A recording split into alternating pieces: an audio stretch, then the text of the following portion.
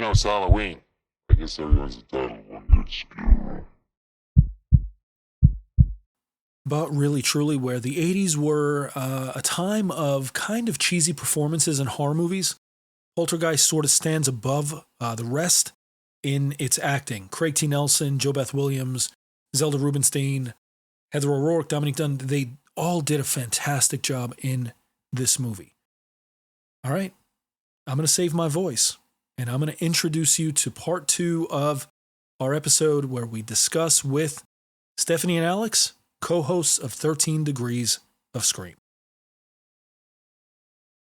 All right, so we're transitioning into part 2 of our episode on Poltergeist. I have with me at a distance in the studio 2 special guests. They are co-hosts of one of my favorite horror movie podcasts. In fact, I've been listening to you guys for years now at this point.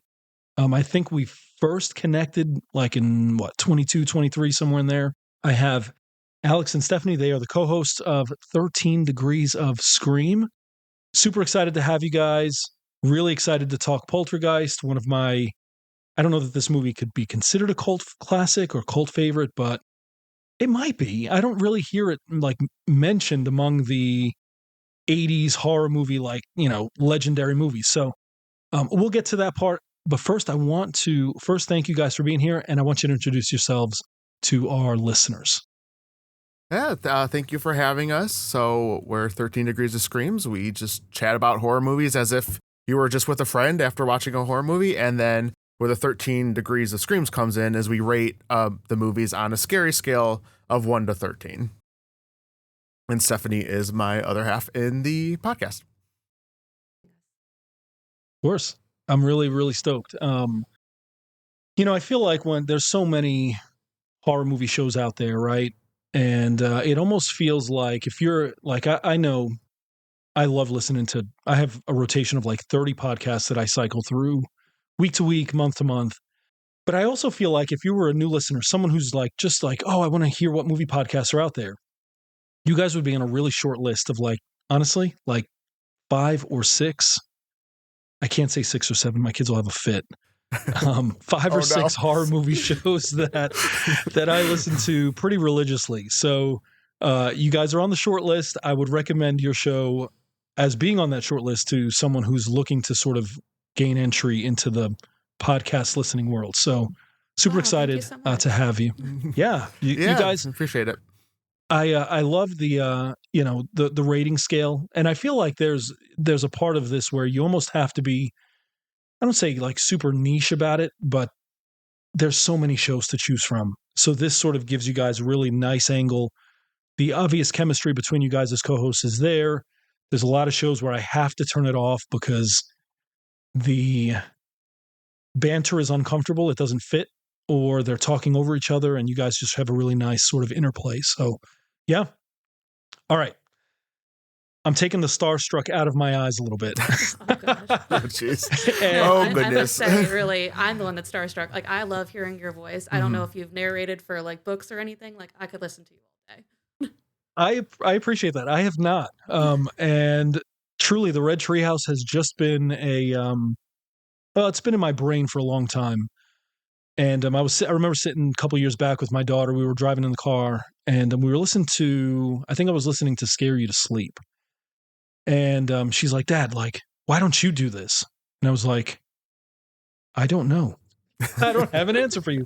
And so we sort of worked through it there. And I thought, the best shows that I love to listen to in the storytelling world have no banter, maybe a quick intro, quick conclusion, but 90% of what you're hearing is just the story itself. And so I really, really wanted to do that. And it's funny because if you listen to episode 1 and you listen to the most recent episode, my whole cadence has shifted. At first, I just wanted to be like, let me just tell you the story. And now I'm like, guys, I want to tell you a story. And it's, so I appreciate that. Yeah. I guess. And then I talk to people like normally, and they're like, your voice is not that deep or gravelly. And I'm like, sorry. No. I'm really, really sorry to like ruin it for you. So, all right. So obviously Poltergeist, as at this point, I've done enough guest interviews to where listeners know that guests, they choose the movie, and you guys chose one of my favorite movies that I think is like a cult horror classic. But why Poltergeist? Why that one? Well, I will say that I am just simply the accessory to Alex's love for Poltergeist. Honestly, I was like, "What should we watch? What's out there?" I was like, "Alex can talk for days about Poltergeist, so I hope you're strapped in." Like really. I was I gonna love it. say selfishly, kind of my pick. If you were to ask me what's my favorite horror movie, I usually have two answers. First one being Okay. Scream, if we go for like a slasher type situation, and then my other answer is Poltergeist, for the Okay. paranormal side of things. So Poltergeist is one of my favorite movies. I got into horror at a really young age, like probably Mhm. too young to be honest. And it was just one of those movies that I was first introduced to at when I was a kid, so it just stuck with me. And I've seen this movie, no joke, hundreds of times.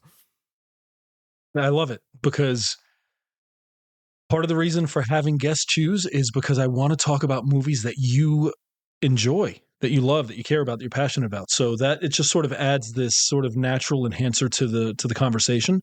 Um, it's like MSG on fried rice. It's like perfect. So Absolutely. I love it. So Steph, as someone who described themselves as the accessory to the conversation of Poltergeist, what if you had your druthers, if you could pick, if you had like 100% to choose the movie, what would you have chosen? Would have probably picked something more like Midsummer or even like Jordan Peele's Ah, Us. I'm more of into the new age horror because I got into the game okay. later. So that's Okay. I'm just here for Alex to teach me the old stuff, basically. That's great. Yeah. It's like a nice yin and yang. Right. So a confession of sorts. I'm feeling like I'm getting older. I'm like really deeply entrenched in my 40s at this point, and so like I have this like super weird love for 80s horror because I grew up in the 80s and I was exposed to horror like you, Alex, way too young for anybody to really, be allowed to sit through that stuff. First horror movie I ever watched was The Exorcist. Watched it by myself at 9 years old Ooh. as a punishment from my dad. Like, Oh no. I'm not my dad's been gone for a couple of years now, and I'm not vouching for his parenting style there, but I'm also grateful for it because it was like, well, if this is the scariest movie I've ever seen, well, all right, and I survived, then I can survive Right. everything else. So I that's have to my ask. story. I feel like that backfired because when you saw it, did you enjoy it or were you scared in the moment? Oh, yes, to both. I Okay. was so I had tried to sneak watch it back in the day. They used to play just movies on network television, and one summer I think I was 9, so it was maybe about 92, 93, somewhere in there. I had seen previews for it on like ABC, and I was like, I'm gonna watch that movie. And so the night that it came on, I must have gone to the bathroom like 50 times, right? And each time I went, I was sneak watching the movie, little bits, 2 minutes here and there. Mm-hmm. Got done, went to bed, no big deal. Next morning, my mom gets me up for school, and she's like, "So your dad has a surprise for you when you get home. Awesome. Go to school, don't think anything about it." He comes home from work, and he had rented it on VHS. And he's like, "We know what you were doing. You know you weren't supposed to watch that movie." And I was like, "I didn't." They're like, "You don't pee that much. Like, no one does." And so he sat me down in a room in the bedroom in the complete darkness, and I watched that movie, and I realized like two things. One, I'm a lot braver than I thought I was at 9 or 10 years old. And network television premieres are super different than theatrical releases, guys. Like they're Yeah. not Oh the yeah. same movie. No. And Yeah, so they cut so much it, for the commercials and oh everything my too. gosh, Yeah. all the scary parts were not in what I saw the night before. And so it did backfire in that sense. Because I think his point was to like, don't do this again. And my response was, because like the X-Files came out a couple months later, my response was, to hell with that. I'm going to do what I want. And you obviously can't stop me at this point. So it turned into this, terrible. I mean, you start out with a bang, though. I mean, if you're going to start off For with sure. something, Exorcist. Let's just go for it. For sure. For sure. And I Don't think even that ease that it in. Just go mindset, full force. yeah, for sure. And I think that's probably carried through most of my life, like with just the big events of my life. Like I look back and I'm like, damn, I could have used a little more tact or maybe a little bit like maybe like more patience, that kind of thing, you know? But I blame my late great dad, whose name was also Will. I blame Will for how this Will turned out. So That's awesome. we take a completely different approach with our own kids, which is really interesting. That led So me to wonder what have you done with your kids in response? Like, are you breaking out Exorcist for them? no, so like every couple weeks I'll float it. Like, guys, we should watch The Exorcist tonight. And immediately after I say it, I'm like, no. And I just like peek at my wife who just stares at me like, what the is wrong with you? Like, what? No, you know? And Mhm. so we've sort of unrolled horror movies for them as they've, you know, been a certain age. We've unrolled the next one and the next one. And so we have gotten to the point where we've watched Halloween, we've watched Poltergeist, we've watched some of those maybe more mature themed movies, but we've still strayed away from like they haven't watched Scream, they haven't watched some, and my kids are 15. My boys are 15 and 13. My daughter's going to be 18 here in a couple months, and so you know we've sort of left it to their choice, but also like have veto power Oh, over okay, their gotcha. over their Makes sense. decisions too. Are they So- interested in watching more scary things, or are they just kind of not? Yeah, my daughter, no. My daughter, she's freaked out by Coraline. It's her favorite horror movie, but it's like Other Mother really just gets under her skin. And so even if she watches something that's remotely disturbing, it doesn't even have to be overt horror. Anything that's remotely disturbing, like if she has to run out to her car, she'll be like, Dad, can you like stand in the doorway or can you walk with me? And like 9 times out of 10, I'm like, all right, I'll just go and get it. What do you need? But you know, there's always that little sensitivity that she has. So we have tried to preserve that for her as much as we can. You know, it's a really like beautiful thing for her to be that sort of sensitive and discerning with some stuff. Mhm. And so we don't push it. My oldest son, he's just kind of disinterested. He likes the dad time, but he could just as easily play video games with me or do something else that isn't scary movies. My youngest son, though, I fear that he's the most like me. And so, like, I really have to temper my own responses to his enthusiasm. Like, kid just he's like, he loves crack. And so it's like, the second he gets a hint that it's in the room, Oh, it's no. like, I want that thing, Dad. And so, you know, we've tried to take a measured approach with them. Um, my wife is also a therapist who deals with trauma. And so, like, we're constantly talking about like which traumas are we choosing for our kids here, like because sometimes there are like legitimate things that really do sit with you and affect you in ways that you may not realize up front. So Mhm. yeah. Right. I was more growing up was more like your daughter, honestly. Like I saw Coraline fair. maybe when I was 14, 15. Like, wow, super scary, guys. Like, watch out. And like Yep. warning kids in my school, they're all like, and yeah, I wasn't really watching. Oh, that's interesting. Yeah. I always wanted to know, Wait, like, if someone could sit me down and tell me what happened, that would be fine. I didn't have to visualize though. which is interesting, Steph, on kind of the one good scare front is that that's sort of my approach with the show is I'm going to give you on the front end, I'm going to give you the scene by scene in case you don't like horror movies, Yeah, but that's still perfect. want to have some sort of like maybe mind's eye of what the movie was. Because I know there are folks who love horror who but are super sensitive and maybe have avoided certain movies, whatever it is. And so that's actually my angle, right? My like little niche part of it. Steph, is there a particular genre or subgenre within horror that is like a no? Like I don't like this style of movie. I won't watch it. Are trying to steer away most of the time with, and I'm trying to ease into it a little bit more this year. We have a couple planned that I'm like, okay, yeah, but like substance, like body horror, anything that's Yeah. along that line, I'm like, that'll stick with me forever. So I need to gently go into that if I'm going to watch it at all. 100% agree with you. 1,000. I still haven't seen The Substance because I couldn't get past the shrimp eating scene at the very, very beginning of the movie. I saw a And clip so, and like, I was like, oh, that's oh, disgusting. yeah. Anything Mhm. like body noises, like I can't just my stomach just can't sit with it. Yep. So I'm with you. Alex, is there a particular genre or subgenre that you struggle with? Honestly, along the same lines, I have actually a very weak stomach. Okay. I've almost My sister and I used to make it a yearly thing because Saw used to come out every year. We Yep. used to go see those, and towards the end, the last several, I almost passed out in the theater.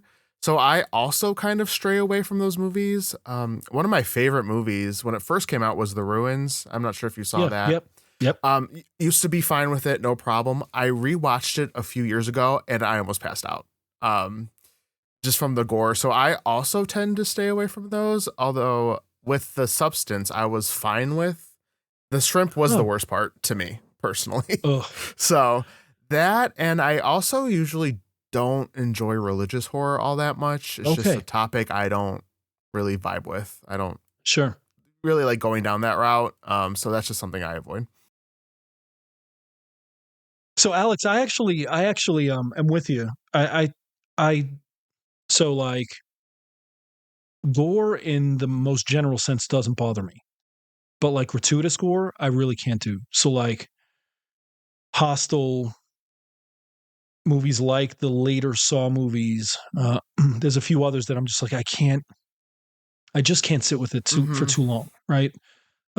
Movies that have like so like 80s movies are notoriously gory, right? Like the Nightmare on Mm-hmm. Elm Street series, but there's something almost comical about it, almost like because it's practical Mm-hmm. effects, you know. Terrifier doesn't bother me as much as Saw does. Like that like attempt at hyperrealism really gets to me, Yeah, same you know. exact thing.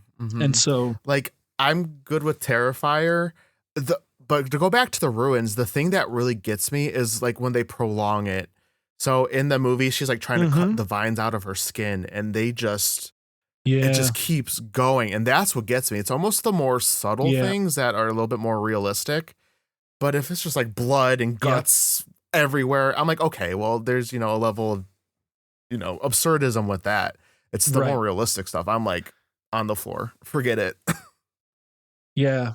The worst two scenes for me this year, horror movies, Bring Her Back with the cantaloupe and the knife, and then the eating, like the pulling of the arm sinew out, like a couple minutes later, that was rough, and then the fork scene in Weapons, where they just start like jabbing themselves in the Oh face, like man. I just It, Hate that. go, why we could like just tell, don't show. You don't need to. You don't need Right, to just show focus it. on the kid's Like face while it you happens. know, We'll get it. just yeah, Mhm. right.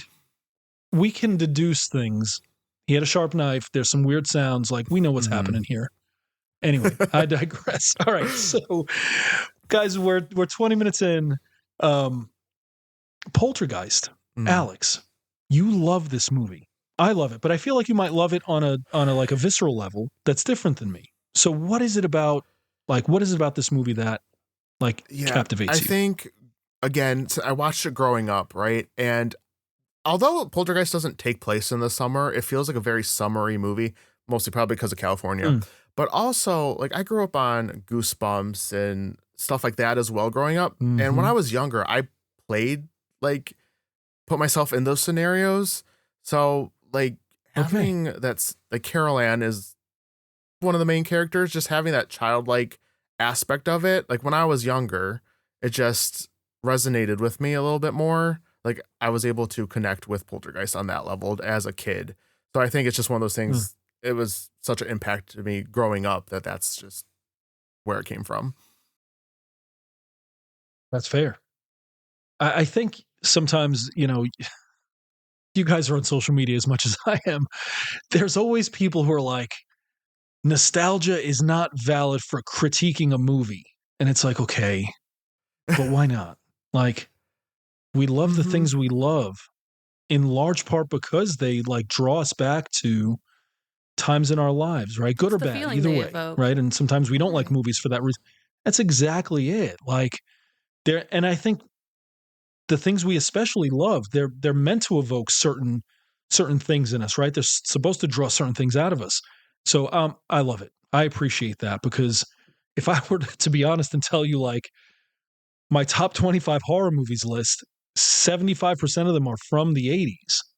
It's largely because there's a memory attached to them, or there's a context that only I know, that only I Mhm. feel, that just like tethers me to it, right? And so I respect it a million times million. Respect that. Um, can I offer a thought on the movie? So I watched it recently, obviously, because I was prepping for our discussion today, and I tried to watch it from maybe a different point of view.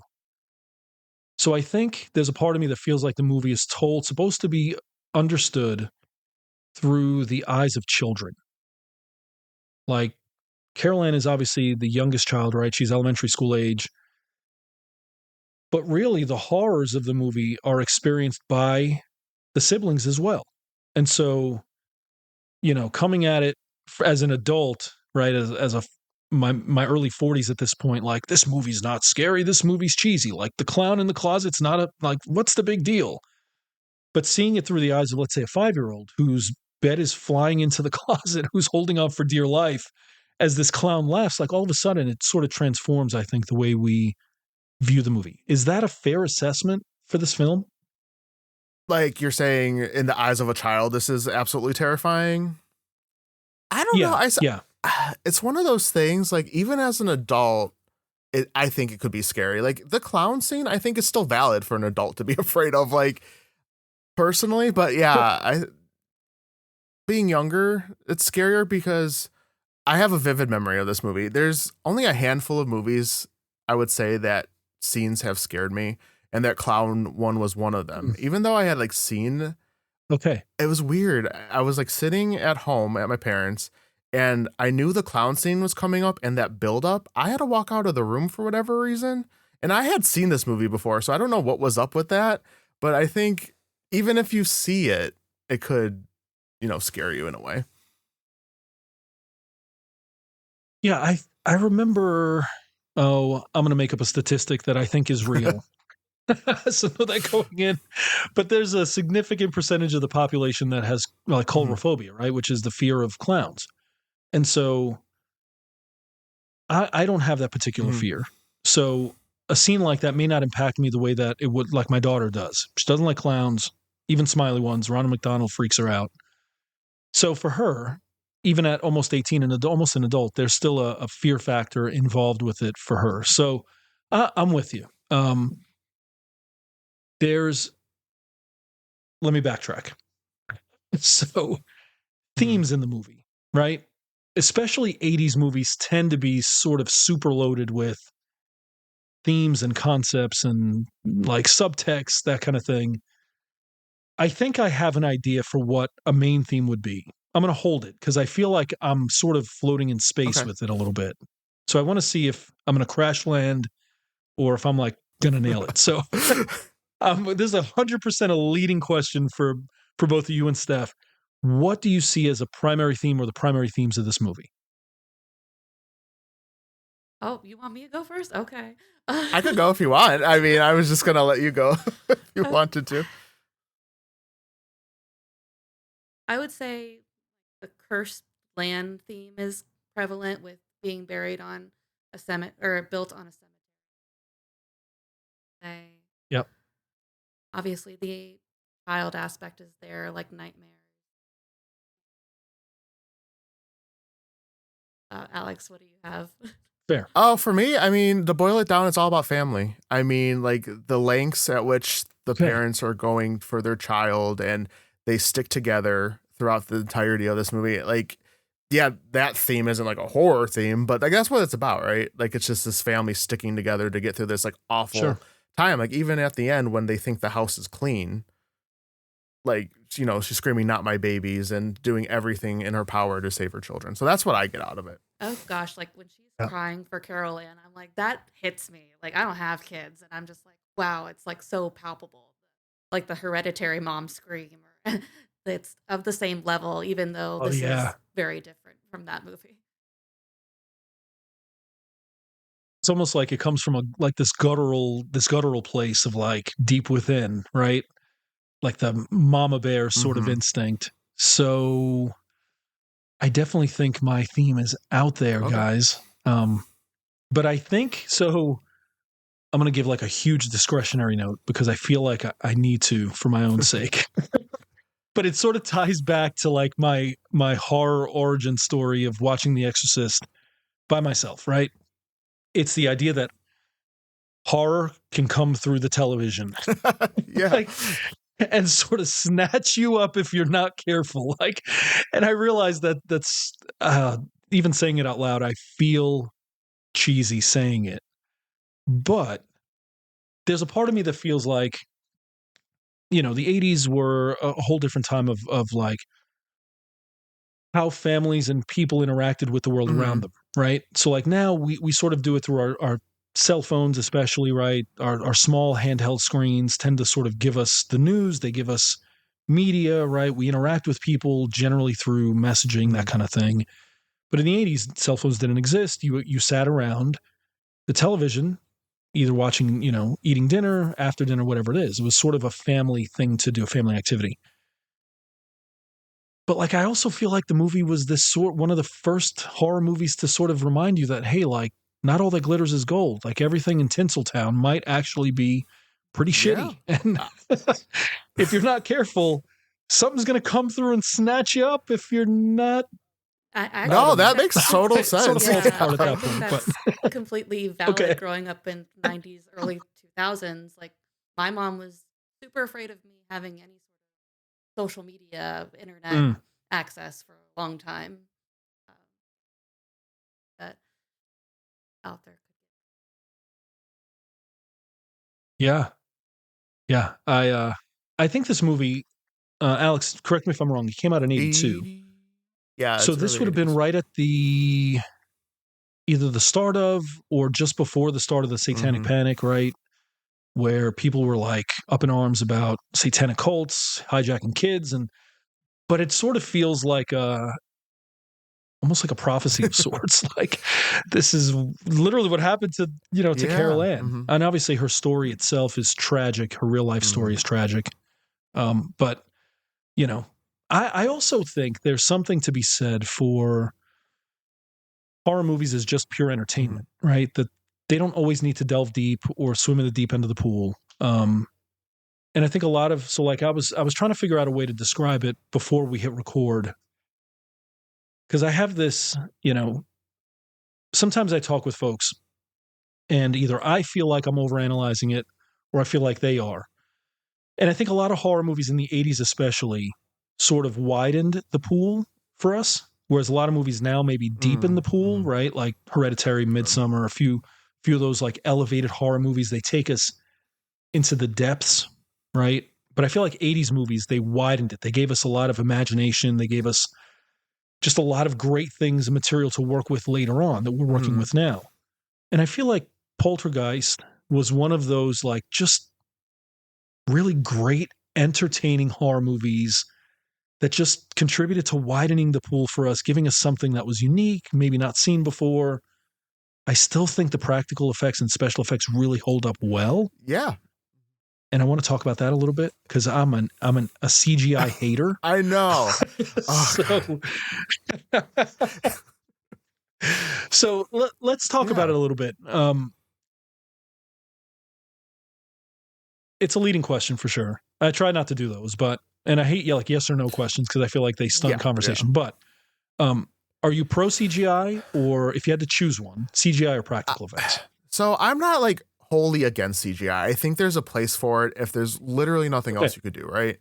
But I think if you can use practical effects, please do, because I mean you're filming a tangible thing. Like it's part of the set, it's part of the acting, it's ingrained into what you're filming. You can't really do that obviously with CGI. So it's just on that alone, even if like if we talk about the face tearing scene, you could tell it flips to like a fake, sure. But it's still, I still have to look away from that still to this day because it grosses me out so much. They could have gone the CGI route, but it wouldn't, well, maybe not then, but they could, now it's just not going to be that effective. Sure. Yeah. for sure. Steph, any thoughts on CGI versus practical?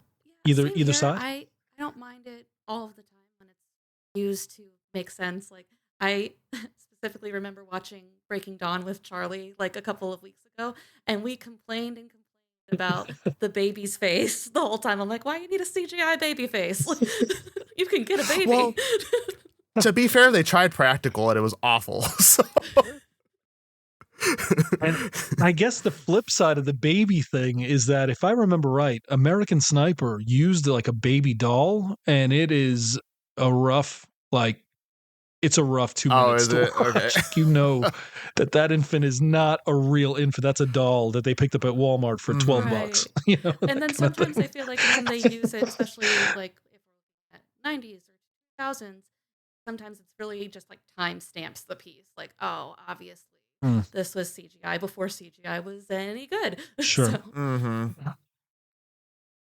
Yeah, I think that's true. I think that's especially true of like 90s movies where CGI was maybe just getting off the ground, like in terms of like widespread use or more commercial use. And it's like, oh, you could tell this movie it's a time capsule for where this movie was, you know, when it was and made. I think like I said, there's a time and place for it. Like, because you look back at Jurassic Park, right, 93, that looks better than a lot of the movies now, but because they knew how to use it and 100%. where to put the CGI and like how to utilize it right. So like in that aspect, again, use it for sure, but I just, if everything is CGI, it's just, it waters down the experience.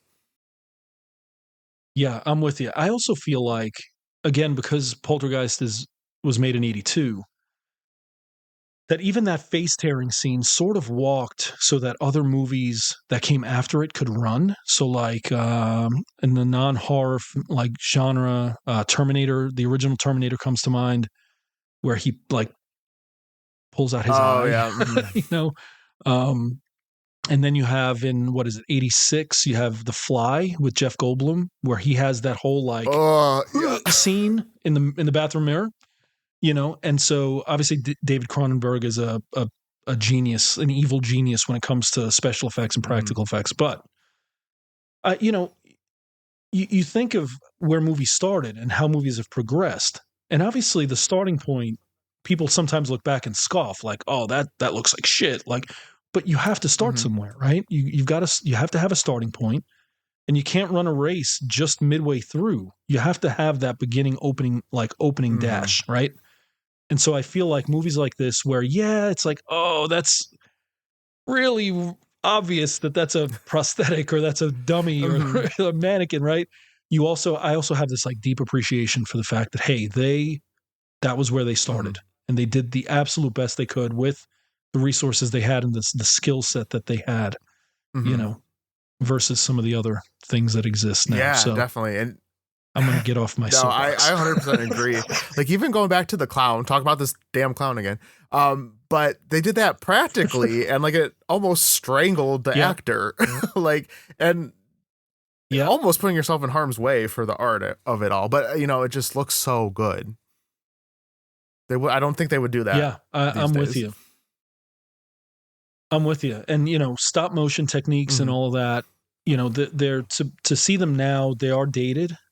But again, it's like, I would so much rather have stop motion animation and, you know, that kind of thing, puppetry versus this very obvious CGI monster, like, let's say in The Conjuring 4, the most recent one, where it's like gigantic Annabelle. It's like, whoa, wait a minute, what are we doing?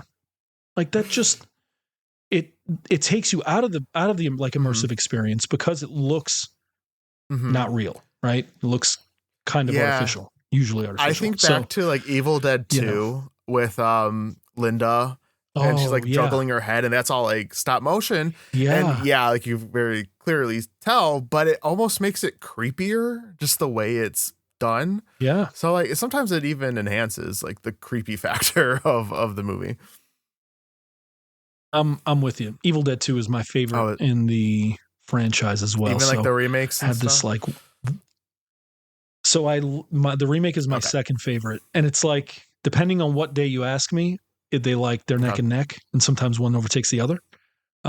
and I know people hated the remake, like, oh, this is, but it was mean. It was a mean spirited Gnarly, yeah. movie. And I appreciate it. And that's a gory movie that I'm just like, this is kind of, graphic novelish. Yeah. You know, I can sort of justify it in my brain. But yeah, I'm with you, I'm with you for sure. So Alex, so I don't think I knew this, and I feel kind of dumb for not knowing this. Because like I love movie lore and trivia, but I didn't realize that in the ending scene in the pool, that those were actual like real life skeletons that they used and not replicas. Sure was. Because it was cheaper. Literally the reason behind it, it was cheaper to get that than to make skeletons. So that's what they did apparently. I'm trying to put my brain to this. And so they secured real skeletons of actual deceased human beings. From where? I couldn't remember where. I don't know if it was like the morgue or something crazy. I don't remember where it was, but what I do remember is that they didn't tell Jo Beth Williams that they were real, so she didn't even know. Oh, they didn't tell her. I wonder how they pitched what are we that doing? too, to wherever they got them. Like I guess know. what? Grandma's gonna be in Poltergeist. Like, right. Like the questions that have popped up in my head were like, they're all like ethical questions, like ethical sourcing. Like, did they grave rob? If they didn't, well, where'd they get them? Did they ask for permission? Did they get consent from family members? Did the family members get credit for being in the film? Were the families paid? Like, this feels like a body's just donated a for rabbit science hole kind of of situation, thoughts. but Like, then like you can't really justify that was science. Right. Oh, I did a quick Google search. It said medical supply companies. Okay. Because they were cheaper and more realistic than creating plastic replicas at the time. So there we have it. Medical supply. Who are these medical supply people supplying generally, if not movies? I would imagine med students. But Research? Yeah, probably. That's what I'm thinking.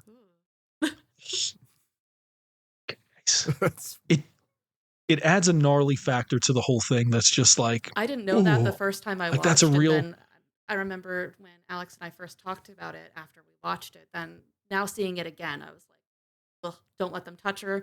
Don't I can't. Like, why are they all hanging on her? Yeah. Oh my gosh, that would have been a lawsuit for sure. It definitely takes it to a whole. Yeah, it takes it to a whole different factor, like creep factor. Like it is infinitely scarier to know that those are real flesh and blood. Well, they were flesh and blood people, and now there's real skeletons. Versus like a Spirit Halloween replica that you paid $50 for, and like dressed up and covered in mud. Oh, that's interesting. I wonder what other movies have done this. Like now I feel like I'm going to go onto this YouTube trail that's never going to end. Yeah. And I'm going to regret it. It's going to be like put me on the border of the I know, right? Like the most unique playlist you'll have on Letterboxd, though. Like all of these movies used real bodies. Yeah, right? There you go. Very niche. Social media content for days. There we go. For sure. Lord, that's funny. Well, so a confession of sorts. There was a scene in the movie that I found humorous, if only because it's so vastly different now, almost 44 years later.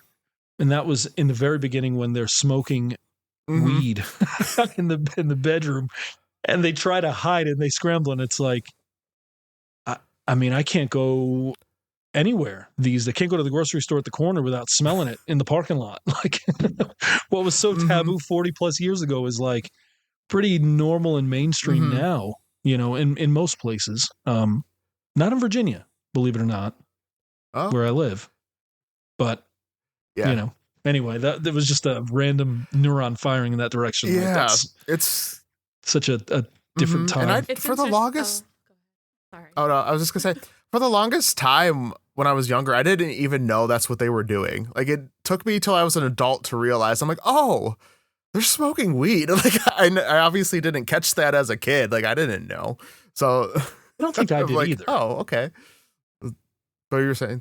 But I remember like distinctly recognizing it here recently, where it was like, huh, like they're Mhm. panicked because they've been clearly high and they don't want their kids to know.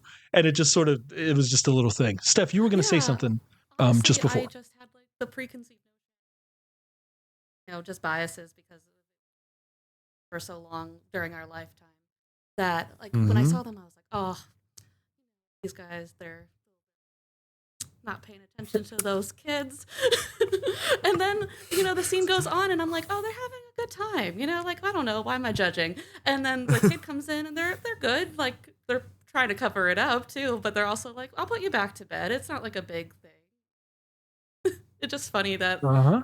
it took me a little while to get there, to transcend to that. Mhm. Oh, no, that's fair. It's interesting too, because like we have, our kids are all teenagers now, but I remember when they were younger and, my wife and I, we would, have a date night in, or we would go out, we'd have a drink, whatever it is. And we would do everything in our power to not let them see that bottle, right? Like, what are you guys drinking? Oh, that's, it's adult grape juice, or it's whatever, right? If we were drinking wine, whatever it is. And even now, like we have, nieces and nephews who are toddlers talking, but they're super inquisitive, right? We get together for the holidays.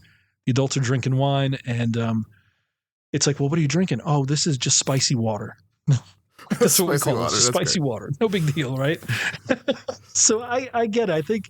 I think it sort of triggered something similar stuff where it was like, oh, I guess as young parents, like we probably would have done something super similar to that, like panic, freaked out, and then tried to play it off like everything was cool. We're good. You're good. Yeah. Go back to bed. It's so Mhm. funny. Alex, any other thoughts you want to share? Open Oh floor. no! Goodness, I don't know. I just nothing specifically. No, it's just I really like Poltergeist. Okay, that's fair. It's great. It really is. And I've said it a couple times. I think it's a cult horror classic because if especially on TikTok where everybody's about making lists of the greatest this or the greatest that, I rarely, if ever, see it come up in the best of lists, right? Even for paranormal movies that came out in the 80s, it's usually not there. And now I think my purpose for the next couple of days is to highlight Poltergeist as a classic that needs to be watched. And, the second one is equally as scary with the man in black. Oh yeah. Well, what's his name? Kane. Oh Good my Lord. God, Julian Beck. That Yep. wasn't that his last role, and he like knocked It it out of was. the park. Like it's genuinely creepy, especially when he's at the door, like saying "Let me in." Chills. Oh, I think if I remember right, he was actively dying of Yep, stomach yep. cancer at the time that he filmed the role. And so, I remember when I watched it as a kid, I was scared because his appearance was scary. But then now as an adult, you sort of reflect a little, right? And you're like, it is scary, but it's kind of tragic the reasons why it's so it had that effect on us. Yeah. And then Heather O'Rourke obviously passed away at a young age, sort of unexpectedly. There are folks who say that this is one of those cursed films that, Dominique Dunn, obviously, also a horrible tragedy, being murdered. And so there is a lot of, and I don't know, you hear a lot about cursed films and, this and that, but sometimes life is just shitty. And sometimes life is just terrible, and the terror comes in waves. I'd be curious. I anyway. mean, the Curse of Poltergeist is a well-known thing. They even did a documentary on it that I watched, and I think maybe because of the subject matter, there's more eyes on that. Because like, how many movies have been made that where so many actors have died, during, after, that kind of a thing that you don't think of it as a curse, but because this has to do with poltergeist, ghosts, and stuff like that, that's like, okay, well, let's connect it to what the subject matter is. Of course. So I don't know, but it is interesting to look up at all that stuff. Yeah, it's, you hear it all the time, like if you dabble in the darkness, like the darkness will bite you kind of thing. And it's like, okay, okay. So So small confession. So Alex, you mentioned that religious horror is not a genre you typically enjoy. Religious horror is my favorite is it? genre, Okay. subgenre. I love it, but there's a really specific reason, and it's because I sort of came out of that world. Growing up, like, Puerto Rican families are generally heavily Roman Catholic. And then when they step away from Roman Catholicism, we become like super heavily Pentecostal. So you get this almost two sides of the coin. And so for a long time, I was actually a pastor within evangelicalism. We stepped away when things got really just to the direction that they're at now, right? And so we saw that trajectory early on. We said, hell no, we're not dealing with that. That's not a place for us. It's also not a place we would recommend for other people. And so we stepped away. So, but religious horror has always had this like thing in my soul that's like, it's doubly scary because like the movie itself is scary, but I also know some of what goes on behind those scenes a little bit, like pulling the curtain back in Oz and seeing the wizard for like what's there. And so, yeah, so this movie just sort of reinforces that secondary fear of like, dabbling in the darkness, what's going to come back and like grab you. Right. Yeah, that's really interesting. But, because a confession on my end, I guess, is shockingly enough, I don't really like being scared, even though I love horror movies. Oh. And everyone is so surprised when I say that. Like, I don't like being scared. They're like, well, why do you watch horror movies? I'm like, well, I'm not like scared of them like that, And I think, sure, to your point, religious horror, I mean, that there's just so much to that in our real world experience. And, also having grown up really religious, it's like, I'm okay. Like, I'm good with touching that. So it's really interesting. Yeah. But like similarly to you, like I definitely see those, themes and experiences. I appreciate it. Steph, what about you? Do you enjoy the experience of being scared, or do you stay away from it as much as you can? I just describe it as nosy. So I just want to know. So sometimes, like, that's great. Like recently, we discussed watching The Village for one of our upcoming shows, and Alex was like, "Don't look anything up. Don't even look at the pictures because he knows me. Like, if I want to know something, like, go on Wikipedia right now and find out. You're gonna search it, and then I'll talk about it later." But yeah, I don't also like to be truly scared. I know that both of you don't find Terrifier terrifying, but for me, that's a huge. I watched like a good portion of it with Alex once, and like it's over a year, and I can still think back to it, and don't like to, but just that eeriness of him like approaching that girl at her house on Halloween. It just keeps going from there, and it's terrible. But yeah. Just very curious. I respect it. Is the word, but not really.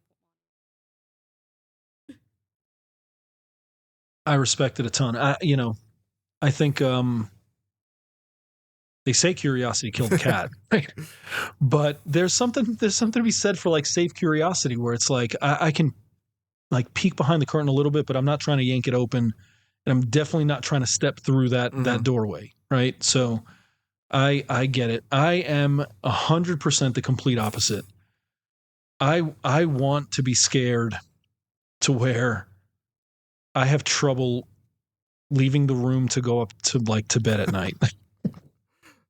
But like I've found that the only things that really have accomplished that or come close to accomplishing that have been more real life scenarios rather than media, or like there are things that will get under my skin, but they don't linger. There are things that maybe shock me, and I think about it for a little bit, and then I'm sort of past it at that point. I can't tell you the last horror movie that genuinely scared me. I think there are movies that sit with me for a while, and they make me feel uncomfortable, and I have to sort of wrestle with some things. Saint Maud is one of them. Just a really tough movie to watch. I think because of that religious component, but I think also because of the too close connection of like feeling like I stepped into that world almost as a trauma response, similar to her. And so there's some way too close for comfort moments in that film that I'm like, oh, okay. But to actually like scare me where I'm like, I'm not going outside, or I'm going to run up the stairs at night. I can't recall. The Exorcist was the first movie that did that. There have been a handful of other ones, but I love that like rush. And I think that's bad. No, I don't think so. Like for the longest time, I take back what I said. I don't like never want to be scared. For the longest time, I would not go to like haunted houses like during Halloween time because hated it. I wanted none of that. I was kind of in a way forced to go to one for something. And I'm like, you know what? That was actually really exhilarating. So like, and then after that moment, I ended up like really liking going to haunted houses. So I guess maybe not wanting to be scared isn't completely accurate, but overall, I don't go out of my way to be terrified. That's fair. Oh, I'm trying. I'm like sprinting, and it's. We did haunted houses at Busch Gardens here in Virginia a couple years back, and my wife, she's super sensitive like my daughter. My boys at that point were young enough to be scared of stuff, and I just said just like stay close to me. They're like, but Dad, like there's gonna be stuff jumping out. It's like, yeah, okay, well we're just gonna keep going, and no jump scares. And we got done with it, and my wife is like not having a panic attack, but you could tell that her heart rate is elevated and all that, and she's like, what's wrong with you? I was like, what do you mean? She's like, there's nothing wrong with you. Like, you're fine. So what's wrong with you? It's like, they just don't, certain things just don't get to me that way. So I think I'm still on the hunt a little bit. Yeah, that's fair. I got to stop. I don't think there's anything wrong with that. It's interesting when you like seek out your breaking point, but yeah. I feel the exact. I mean, I guess there are far worse things, right? What were you going to say, Steph? I cut you off. I'm sorry. I feel the exact opposite about haunted houses. I always tell people that the one time I went, it was, and they were just jumping out from underneath, like, you know, like a little projection screen, and a couple of people jumped out at me, and I was like, okay, I'm going to turn around, and they broke character to tell me that you're going the wrong way, and I was like, yeah, that's none of my business, so I'll be going, but.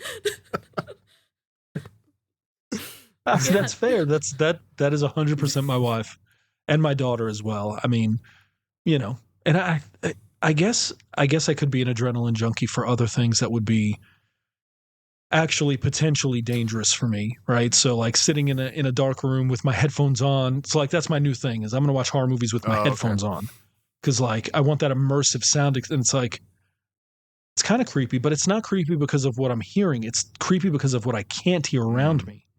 So, like, I don't know when someone's coming down the stairs. I don't know if someone's knocking on the door. And that fear of the unknown is, like, disquieting for me. I need to ask you, what are your opinions on Skinamarink? I loved it. Okay, I'm glad you said that because I loved it. We covered it for back when we just did audio. Steph and I actually watched it together, and like we watched it, I enjoyed it, but like during it, I wasn't like too scared or anything. Maybe because we were together, whatever. That night, I was doing research for the show.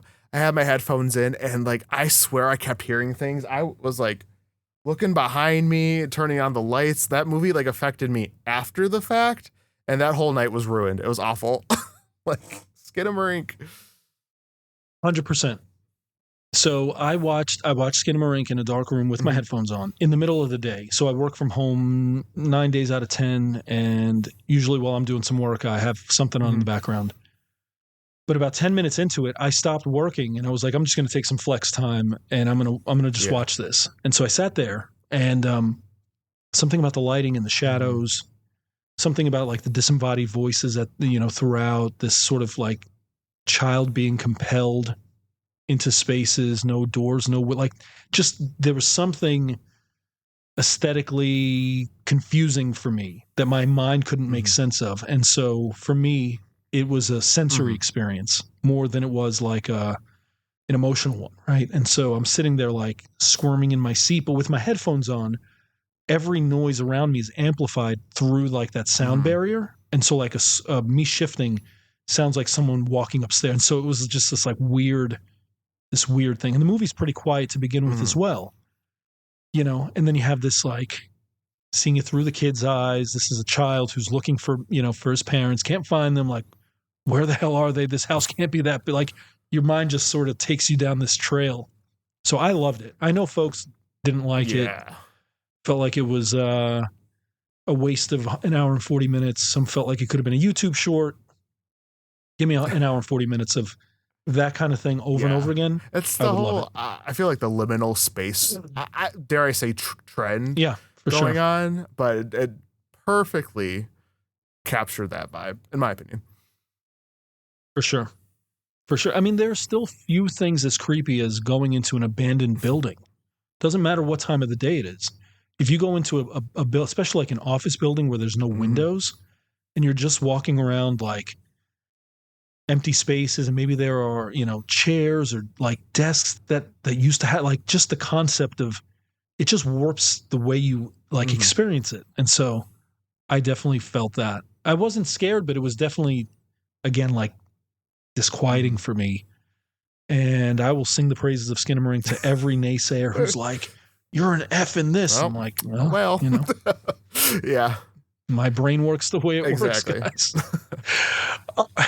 All right, guys, as a quick wrap up, 2025 has come to an end. It's 2026. Actually, guys, for you listening, we're recording on New Year's Day. So by the time you listen to it, it'll be a couple weeks later. But New Year's Day today. Give me your favorite horror movie of 2025. You have to pick just one. Weapons. Easy. Okay. Top three for sure. I would say Sinners, honestly. Yeah. Or maybe. My number one. Just so good. My number one. I 100%. I loved Weapons. I liked, and it was number two for me for a long, long time. And then I did an episode on Bring Her Back.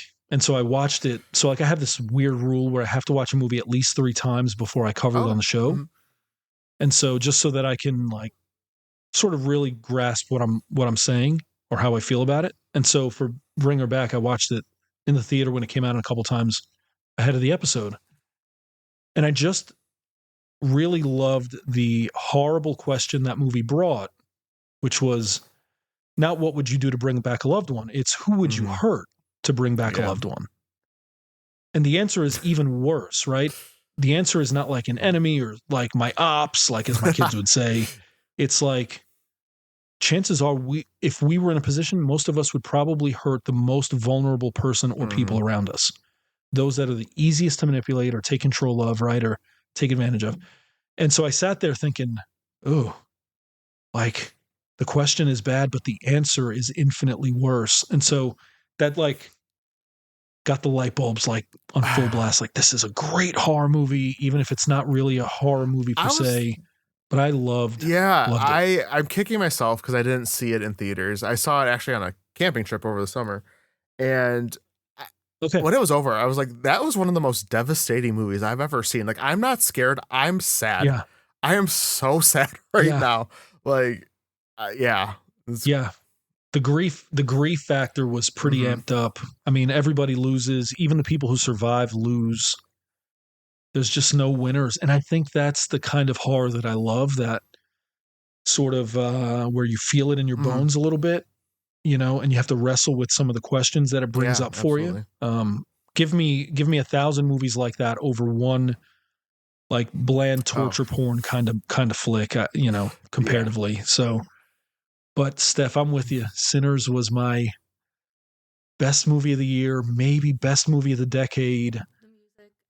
I'll listen to the soundtrack just on a Tuesday. Oh, I loved it. Great. Like, I know. I loved it. And I wonder too if it's. I know for me it's like I'm Puerto Rican. I'm Hispanic. I'm not. I'm not African American. I'm not Black, and so there's still a gap in how I relate to the movie, just culturally, ethnically, racially. But there's enough of an overlap to where certain elements of the movie really struck me in ways that I wasn't expecting. And that's a feeling that I love as well, is when you expect one thing, you get another in a positive way. And you're like, whoa, hold on. Let's go back a second. And so that especially the first time I watched it, I found myself like thinking to myself, whoa, hold on, slow down. Like, we need to pause here. I need to go back for a minute and like take it in again. Horror movies like that really sit with me super well. And so, highest grossing horror movie of the year. And there's something to be said for original horror movies making a comeback versus, remakes and retreads and, things based off IP and, Right. And Yeah. I mean, So- on paper, it's not like overly complex, but it just has all of those layers to peel No. back to depression, religion. Then we'll just Yep. throw in some vampires there Yep. for fun. And Yeah.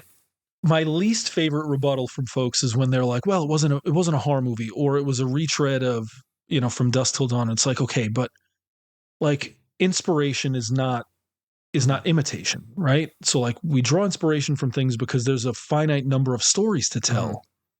But how you take that inspiration and make it your own and craft something new in that sense, or untold, right? You tell a story that's been untold, like that's what makes it a thing. And so I felt that with Sinners. Yes, there are compared, and Ryan Coogler has come out and said, I drew inspiration from Dusk Till Dawn. No one's denying that. But if you put those movies side by side, they're only comparable at the surface. Exactly. So what's underneath that surface is entirely different. Yeah. And that's the thing that sticks with you. It's what's beneath the surface and the comparisons, So, guys, I feel like this is just true of me in general, but I also feel like I could talk with you guys for much, much, much longer. Absolutely. So I would love to have you back on at some point. To have you on as well, in this new year. Just let us know. I'm down. Okay. Let's do it. Guys, it's been a great, just a great conversation with you guys. Follow, like, subscribe, leave the 5-star review. I say it every episode because I believe it in my core that the 5-star reviews, they do good for the algorithm of our hearts, right? They give us that shot of energy and oomph to keep going.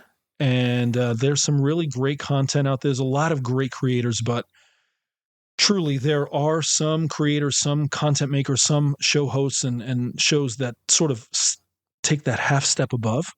And this is one of them. 13 Degrees of Scream is one of those shows that takes that next step up. So you guys would not be losing anything or missing out if you listen to them over something else. So guys, be sure to do that. And for me at One Good Scare in the Red Treehouse, I absolutely don't take it for granted that you're spending your time with me. I love it. I'm appreciative of it. And I will catch you guys next time, next episode on One Good Scare. Y'all take care. Thanks, Will.